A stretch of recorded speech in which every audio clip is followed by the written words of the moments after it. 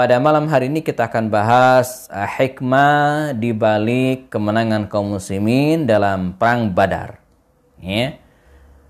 Dan betul, ini mungkin seri terakhir kita membahas ya, perang Badar ketiga. Ya. Ini seri ketiga kita bahas perang Badar ya. Saya secara pribadi pernah nulis bukunya khusus ya, buku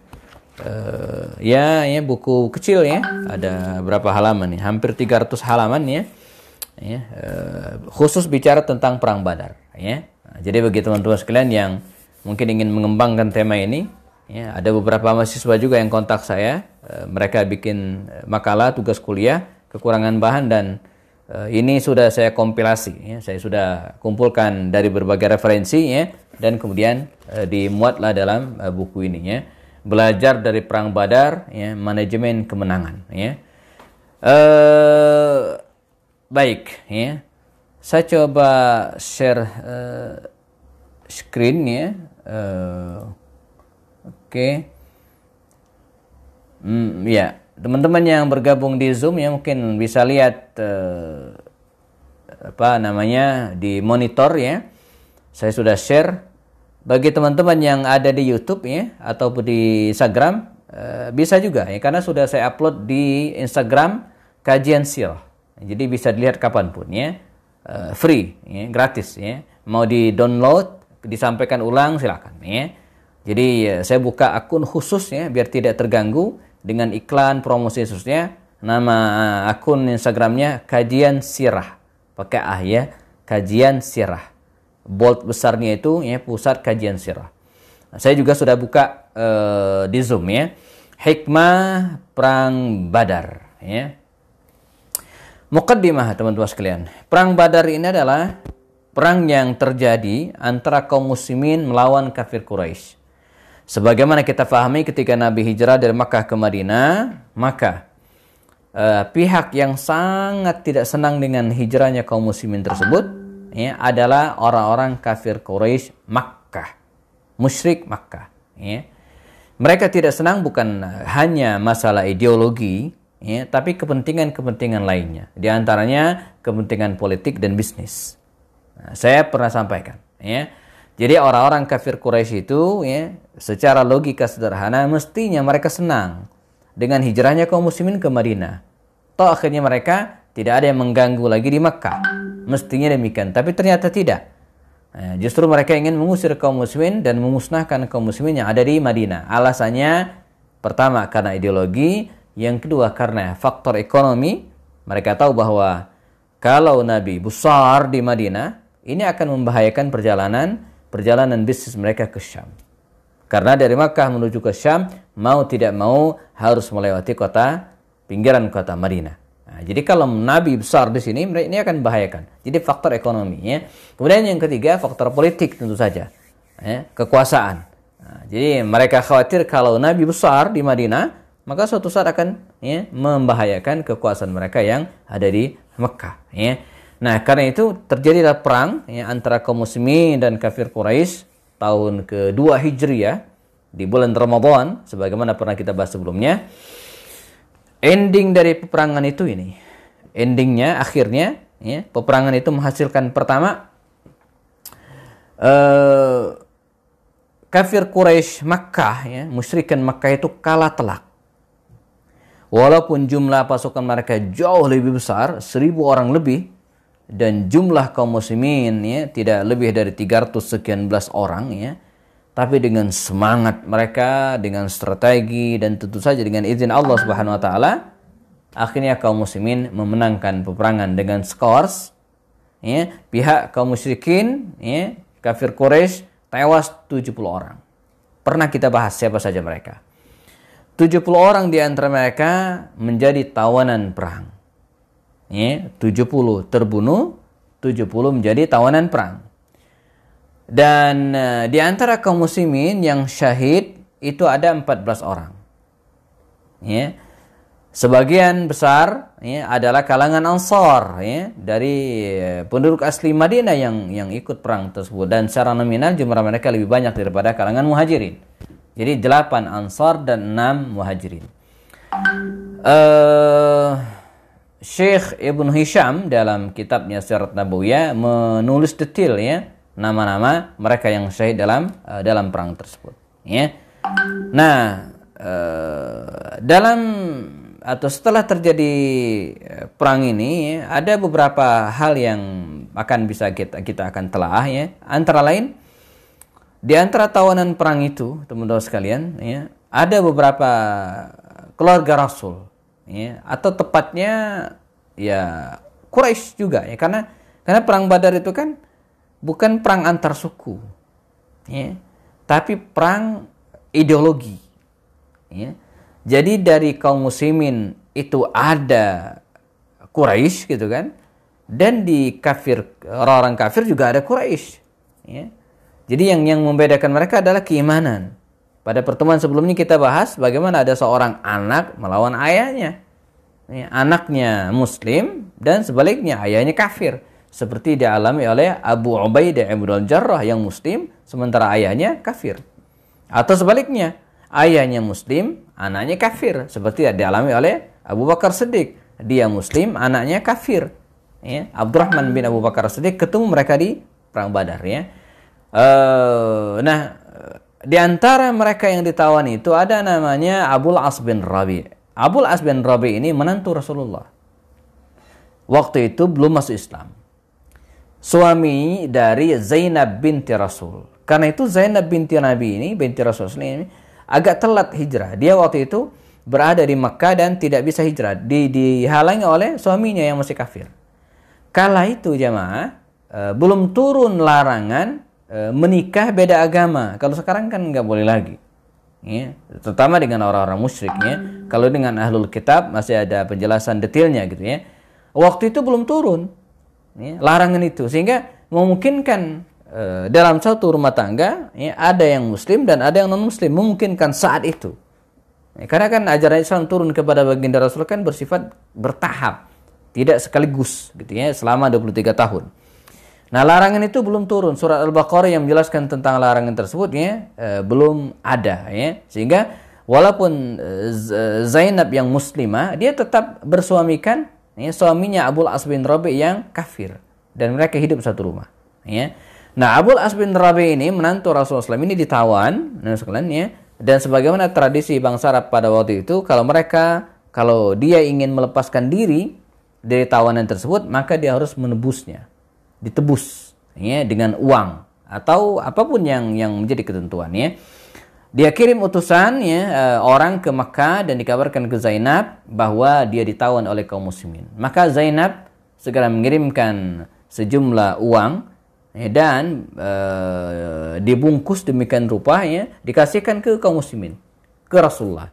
Begitu dibuka oleh Rasulullah ya, ada sekian keping uang emas sebagai uang tebusan, dan diantaranya ada juga kalung ya, kalung. Dan Nabi ingat ini adalah kalung Khadijah radhiyallahu anha, almarhumah yang sudah meninggal, diberikan kepada anaknya Zainab, dan hari itu ya, dijadikan sebagai tebusan ya, oleh Zainab untuk menebus suaminya ini ya, jatuh ke tangan Rasulullah SAW. Maka kata Rasulullah SAW kepada para sahabatnya, kalian ya, kata Rasulullah SAW, Anda boleh mengambil uang tebusan ini, dan Abul As bin Rabi kita bebaskan. Adapun kalung ini, saya mohon kata Rasul, dikembalikan lagi kepada putriku Zainab. Dan para sahabat setuju.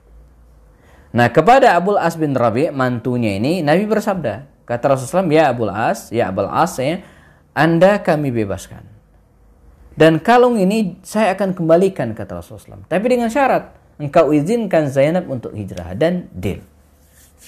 Ya, maka pulanglah Abul As bin Rabi ini ke Makkah, masih dalam keadaan kafir, dan tidak lama setelah itu Zainab putri Nabi hijrah ke Madinah Al-Munawwarah. Nah, belakangan Abul As bin Rabi ini pun ya, tertangkap, lalu kemudian dibebaskan, dan akhirnya dia sempat memeluk Islam, mantu Rasul Shallallahu Alaihi Wasallam. Nah, ini peristiwa yang pertama. Peristiwa yang kedua yang berikutnya adalah di antara tawanan perang itu juga ada namanya Abbas bin Abdul Muttalib, paman dari Rasul Shallallahu Alaihi Wasallam. Ulama berbeda pendapat apakah waktu itu dia masuk Islam, sudah masuk Islam atau belum. Tapi yang pasti dia menjadi tawanan kaum muslimin, ya, dan dia minta dibebaskan. Ya, kata Rasul boleh bebas ya ya pahaman. Ya, tapi kata Rasulullah sebagaimana yang lain engkau harus menebus dirimu. Loh, bukankah saya ini ponakanmu, pamanmu, kata Abbas. Iya, tapi ini urusannya nggak biasa selesai begitu saja. Ya. Kemudian debatnya Abbas katanya, saya di Makkah itu ya, sejak kalian pergi, saya yang menanggung renovasi pembiayaan Ka'bah, ya, memelihara Masjidil Haram dan seterusnya. Dia ungkit-ungkit. Maka kata Rasul itu tidak bisa menggantikan. Akhirnya Abbas bin Abdul Muttalib ini nakumullah dibebaskan oleh Rasulullah SAW setelah dia membayar tebusan. Bayar tebusan. Nah, belakangan ya, Abbas bin Abdul Muttalib ini jelang Fathu Makkah dihijrah ke Madinah Al-Munawwarah dan bertemu dengan kaum muslimin dan ya, memeluk Islam dan hasuna islamuhum, ya. Hasuna islamuhu, Islamnya benar, ya. Nah, ini beberapa peristiwa ya yang terjadi setelah perang Badar ini. Peristiwa yang menarik yang lainnya adalah seputar rampasan perang. Harta rampasan perang. Terkumpul 10 ekor kuda, ya, 150 ekor unta, banyak juga ya. Dan berbagai macam alat perang yang lainnya seperti pedang, panah, pakaian, tameng dan yang lainnya. Ya. Dulu kaidah perang itu begini. Man qatala aduwan falahu salabuhu. Ya. Man qatala aduwan falahu salabuhu. Barang siapa yang bisa membunuh musuhnya, gitu kan? Maka dia boleh mendapatkan harta milik musuhnya itu. Itu dulu di era jahiliyah. Ya. Nah, ini sempat menjadi perdebatan. Ya. Kata yang satunya, saya yang bunuh musuhnya. Iya, tapi kan saya yang mengkondisikan. Ini kayak orang main sepak bola. Ya. Kenapa penyerang depan ya, itu bisa menggolkan gawang, ya, bisa cetak gol gitu kan? Kan tidak bisa dipisahkan dengan yang di belakang, ya. Nah, dia tidak bisa ngaku sendiri bahwa kemenangan ini milik dia. Enggak. Nah, para sahabat Nabi waktu itu sempat juga bertengkar dalam tanda kutip, ya. Ini harta ini gimana pembagiannya? Ya, sampai kemudian ya, turunlah penjelasan dari Allah Subhanahu wa taala bahwa harta rampasan perang itu dikumpulkan semua, dan tidak boleh diambil, dikumpulkan semua, ya. Dan setelah itu diambil 1/5, dipisahkan untuk Allah dan Rasulnya, Baitul Mal, ya. Nah, yang 4/5-nya ini yang kemudian dibagi kepada para peserta perang. Siapa yang ikut perang, maka dia akan mendapatkan bagian. Ya, dan mereka yang naik kuda itu mendapatkan 2 kali lipat daripada mereka yang jalan kaki. Nah, bahkan di antara mereka ada yang tidak ikut perang tapi mendapatkan harta rampasan perang dibagi oleh Rasul. Misalnya Utsman bin Affan. Utsman bin Affan itu nggak ikut. Dia nggak ikut perang, tapi dapat. Kok bisa? Karena ketika dia akan berangkat, untanya sudah siap, semua perbekalan perang sudah siap, tinggal naik jalan. Tapi ternyata istrinya sakit. Istrinya Ruqayyah, putri Rasul, sakit keras pada waktu itu, dan kata Rasul, ya Utsman, Anda tidak usah berangkat. Ini istrimu sakit. Jangan ditinggalkan. Nah, jadi uzurnya uzur syar'i. Jadi niatnya udah nyampe. Karena itu Imam An-Nawawi rahimahullah ketika bicara tentang innamal a'malu binniyat, bicara tentang niat, beliau mengatakan niyatul mu'mini khairun min amalihi. Jadi niat seorang mukmin itu bisa jadi lebih baik daripada amalnya. Maksudnya apa? Kalau kita sudah berniat, lalu uzur syar'i, ada halangan yang membuat kita tidak bisa melaksanakan niat kita itu, ibadah kita itu, maka Allah tetap mencatat dia telah melakukannya. Misalnya malam ini, saya insya Allah nanti malam bangun jam 3, sholat tahajud. Nah, niat tuh, betul-betul niat. Tidur. Begitu bangun azan, nggak bisa lagi sholat tahajud. Nah, Allah tetap mencatatnya bahwa dia melaksanakan sholat tersebut. Tapi dengan syarat betul-betul niat min qalbihi shadiqan, dari hatinya. Jangan ada orang ngumpulin niat doang gitu ya, tapi nggak pernah sholat. Ini juga benar, Allah lebih paham.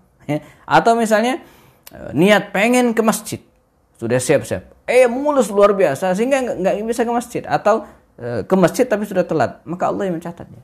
Niyatul mu'mini khairun min amalihi. Ya, niat itu penting ya. Niatlah yang kemudian mengubah apakah pahala kita, apakah ibadah kita mendapatkan pahala atau tidak. Disitulah pentingnya ikhlasun niyah. Memurnikan niat karena Allah. Karena para ulama mengatakan bahwa syarat ya, di antara syarat diterimanya ibadah itu adalah ikhlasun niyah. Ya, niat yang ikhlas. Ya, baik. Ini masalah harta rampasan perang clear. Ya, yang awalnya sempat tidak terselesaikan. Ya, debat gitu ya. Nah, dan sempat juga mendapatkan nanti kita akan bacakan beberapa ayatnya ya, teguran dari Allah Subhanahu wa taala terkait harta rampasan perang itu. Nah, ini juga pelajaran bagi kita bahwa kemenangan itu memang harus disiapkan. Banyak di antara kita, jangan ya, tidak siap menang. Ya, tidak siap menang. Menang justru berantem, gitu ya. Maka dalam buku saya ini saya tulis ya, manajemen kemenangan. Jadi apa maksudnya? Bahwa kemenangan itu harus di-manage.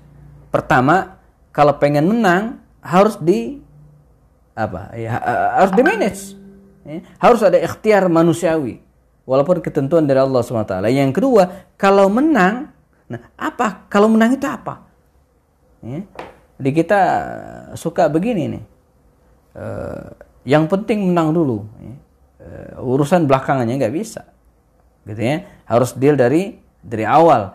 Karena itu dalam kajian-kajian dunia politik, teman-teman sekalian alhamdulillah ya. Di sini umat Islam itu suka dipecundangi dalam tanda kutip. Seperti orang ya mendorong mobil mogok ya, atau seperti kenek teriak paling kenceng gitu kan ya, ngajak orang naik ke bus paling banyak, tapi ketika bus berangkat dia ketinggalan gitu ya, nggak ikut. Atau seperti mendorong mobil mogok tadi, dia dorong mobil jalan dia nggak kebagian gitu ya, nggak ikut ya. Jadi umat Islam jangan sampai seperti ini ya. Kita harus belajar dari sejarah gitu ya. Terutama apalagi bangsa kita yang merdeka sejak 70 tahun yang lalu ini adalah hasil jeripaya dari umat Islam ya. Walaupun ada sumbangsi dari umat-umat lain, tapi mayoritas pahlawan-pahlawan yang telah mengorbankan darah, nyawa, hartanya itu adalah umat Islam ya, umat Islam.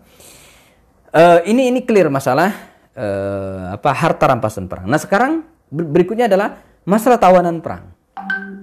Ya, 70 orang ini diapain? Belum ada aturannya waktu itu. Ya. Di era jahiliyah, barang siapa yang bisa menangkap musuhnya, maka musuhnya itu menjadi miliknya gitu kan, menjadi tawanan dia. Nah, dalam Islam waktu itu enggak. 70 orang ini diapain?